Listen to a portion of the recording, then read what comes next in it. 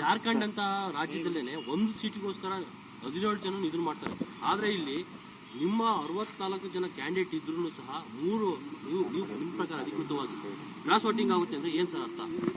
BJP ಪರಿಸ್ಥಿತಿ ಹೇಗಿದೆ ಅಂತ ರಾಜ್ಯದಲ್ಲಿ ಅದಕ್ಕೆ ಪೂರಕವಾಗಿ ಹೇಳ್ತೀನಿ. ನೀವೇ ಒಂದು ಪ್ರಸ್ತಾಪ ಮಾಡಿದ್ರಿ, ಈಗ ನಮ್ಮ ಕಾರ್ಯದಿಂದ ಕಾರ್ಯಕರ್ತರೆಲ್ಲ ಬೇಸರಗೊಂಡಿದ್ದಾರೆ ಅಂತ.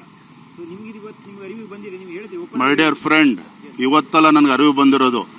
ನಾನು ಕೂಡ ಒಬ್ಬ ರಾಜ್ಯದ ಅಧ್ಯಕ್ಷನಾಗೂ ಕೂಡ ಪಕ್ಷದ ಆಂತರಿಕ ಬೆಳವಣಿಗೆಯನ್ನು ಗಮನಿಸ್ತಾ ಇದ್ದೇನೆ.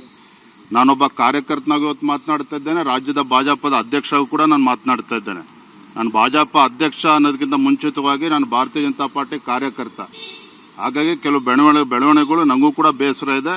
ಅದನ್ನು ಎಲ್ಲಿ ತಲುಪಿಸ್ಬೇಕು ಅಲ್ಲಿ ತಲುಪಿಸುವಂತ ಕೆಲಸ ನಾನು ಮಾಡ್ತೇನೆ. ವರಿಷ್ಠ ಎಲ್ಲ ಒಂದ್ ಕಡೆ ಗಂಭೀರವಾಗಿ ತೆಗೆದುಕೊಳ್ಳಿಲ್ಲ ಸರ್ ರಾಜ್ಯದ ಈ ಒಂದು ಬೆಳವಣಿಗೆಗಳನ್ನ, ಯಾಕಂದ್ರೆ ಕೂಡ ಅಸಮಾಧಾನಗಳು ಬರ್ತಲೇ ಇದೆ. ವರಿಷ್ಠರು ಕಾಲಕ್ಕೆ ಏನೇನು ತೀರ್ಮಾನವನ್ನು ಮಾಡಬೇಕು ಅವ್ರು ಮಾಡ್ತಾರೆ.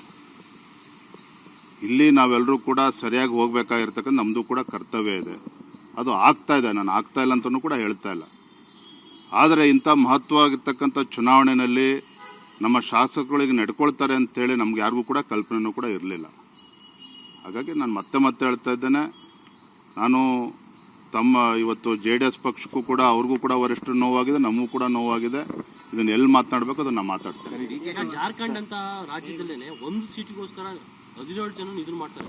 ಆದ್ರೆ ಇಲ್ಲಿ ನಿಮ್ಮ 64 ಜನ ಕ್ಯಾಂಡಿಡೇಟ್ ಇದ್ರೂ ಸಹ ನೀವು ನಿಮ್ಮ ಪ್ರಕಾರ ಅಧಿಕೃತವಾಗಿ ಕ್ರಾಸ್ ವೋಟಿಂಗ್ ಆಗುತ್ತೆ ಅಂದ್ರೆ ಏನ್ ಸರ್ ಅರ್ಥ? ಬಿಜೆಪಿ ಪರಿಸ್ಥಿತಿ ಹೇಗಿದೆ ಅಂತ ರಾಜ್ಯದಲ್ಲಿ ಅದಕ್ಕೆ ಪೂರಕವಾಗಿ ಹೇಳ್ತೀನಿ. ನೀವೇ ಒಂದು ಪ್ರಸ್ತಾಪ ಮಾಡಿದ್ರಿ, ಈಗ ನಮ್ಮ ಕಾರ್ಯದಿಂದ ಕಾರ್ಯಕರ್ತರೆಲ್ಲ ಬೇಸರಗೊಂಡಿದ್ದಾರೆ ಅಂತ. ಸೊ ನಿಮ್ಗೆ ಇವತ್ತು ನಿಮ್ಗೆ ಅರಿವು ಬಂದಿದೆ, ನೀವು ಹೇಳಿದ್ರಿ. ಮೈ ಡಿಯರ್ ಫ್ರೆಂಡ್, ಇವತ್ತೆಲ್ಲ ನನಗೆ ಅರಿವು ಬಂದಿರೋದು. ನಾನು ಕೂಡ ಒಬ್ಬ ರಾಜ್ಯದ ಅಧ್ಯಕ್ಷನಾಗೂ ಕೂಡ ಪಕ್ಷದ ಆಂತರಿಕ ಬೆಳವಣಿಗೆಯನ್ನು ಗಮನಿಸ್ತಾ ಇದ್ದೇನೆ. ನಾನೊಬ್ಬ ಕಾರ್ಯಕರ್ತನಾಗಿ ಇವತ್ತು ಮಾತನಾಡ್ತಾ ಇದ್ದೇನೆ. ರಾಜ್ಯದ ಭಾಜಪದ ಅಧ್ಯಕ್ಷಗೂ ಕೂಡ ನಾನು ಮಾತನಾಡ್ತಾ ಇದ್ದೇನೆ. ನಾನು ಭಾಜಪ ಅಧ್ಯಕ್ಷ ಅನ್ನೋದಕ್ಕಿಂತ ಮುಂಚಿತವಾಗಿ ನಾನು ಭಾರತೀಯ ಜನತಾ ಪಾರ್ಟಿ ಕಾರ್ಯಕರ್ತ. ಹಾಗಾಗಿ ಕೆಲವು ಬೆಳವಣಿಗೆಗಳು ನನಗೂ ಕೂಡ ಬೇಸರ ಇದೆ. ಅದನ್ನು ಎಲ್ಲಿ ತಲುಪಿಸ್ಬೇಕು ಅಲ್ಲಿ ತಲುಪಿಸುವಂತ ಕೆಲಸ ನಾನು ಮಾಡ್ತೇನೆ. ವರಿಷ್ಠ ಎಲ್ಲ ಒಂದ್ ಕಡೆ ಗಂಭೀರವಾಗಿ ತೆಗೆದುಕೊಳ್ಳಿಲ್ಲ ಸರ್ ರಾಜ್ಯದ ಈ ಒಂದು ಬೆಳವಣಿಗೆಗಳನ್ನ, ಯಾಕಂದ್ರೆ ಕೂಡ ಅಸಮಾಧಾನಗಳು ಬರ್ತಲೇ ಇದೆ. ವರಿಷ್ಠರು ಕಾಲಕ್ಕೆ ಏನೇನು ತೀರ್ಮಾನವನ್ನು ಮಾಡಬೇಕು ಅವ್ರು ಮಾಡ್ತಾರೆ.